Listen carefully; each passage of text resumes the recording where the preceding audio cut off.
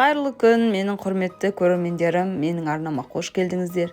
Мен сіздермен бүгін осындай өте қатырлақ, өте дәмді, үй жағдайында дайындалатын картошка фридің рецебімен бөліспекшімін. Олай болса, видеоны соңына дейін қараңыздар. Ең бірінші, өздеріңізге қажетті картошкаларыңызды осылай ашып, жуып, тазалап аласыздар. Одан кейін дәл осы видеодағыдай етіп турап аламыз. Қатты жіңішке етудің қажеті жоқ, орташа етіп тураймыз. Дәл осы рецептпен сіздердің картоптарыңыз өте қытырлақ, дәмді болып шығады. Егер сіздер оны қатты жұқа етіп турайтын болсаңыздар, одан да қатты қытырлақ болып, жеуге ыңғайсыз болуы мүмкін. Сол себепті дәл видеодағыдай етіп турап аламыз.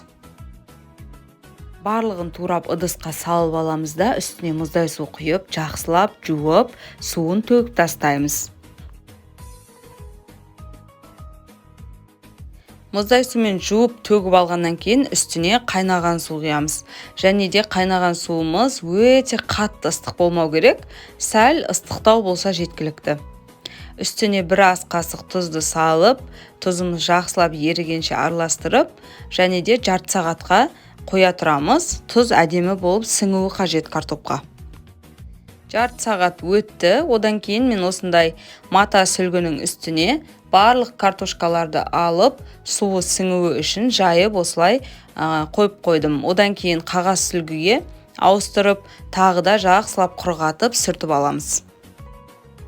Мата немесе қағаз сүлгі ешқандай айырмашылығы жоқ. Өзіңізде қайсысы бар, сонымен жақсылап құрғатып сүртіп алсаңыз болады. Міне картоптарымның барлығын құрғатып сүртіп алдым. Енді осылай ыдысына салып, оның үстіне қажетті мөлшерде кукуруз крахмалын көз мөлшерімен салатын боламын. Әрине, біздің кукуруз крахмалымыз аз болып қалмау керек. Көптеу сала беріңіздер, себебі біздің картоптарымыздың барлығын қазір араластырған кезде барлығына жетуі қажет. Оның үстіне паприка салдым аздап. Паприка өзінше әдемі бір дәм береді. Және де барлығын осылай араластырып аламыз. Және майға қуыратын кезде аздап електен өткізіп салған жақсы, артық крахмалдары түсуі үшін. Міне қызып тұрған майымызға жаңағы біздің картоптарымызды салдық. Салған кезде бірден араластыруға асықпаңыздар. Ол картоптар өздері бір-біріне жабысады. Шамалы жаңағы майда қуырылғаннан кейін олар өздігінен ажырайтын болады. Сол үшін оны бастапқы кезде ажыратам деп қорқып, бір-біріне жабысып қалды деп уайымдамаңыздар. Өзі біраз қуырылған кезде дәл осылай міне ажырайды. Және де қуырылған картоптарыңызды майдан тез алуға асықпаңыздар.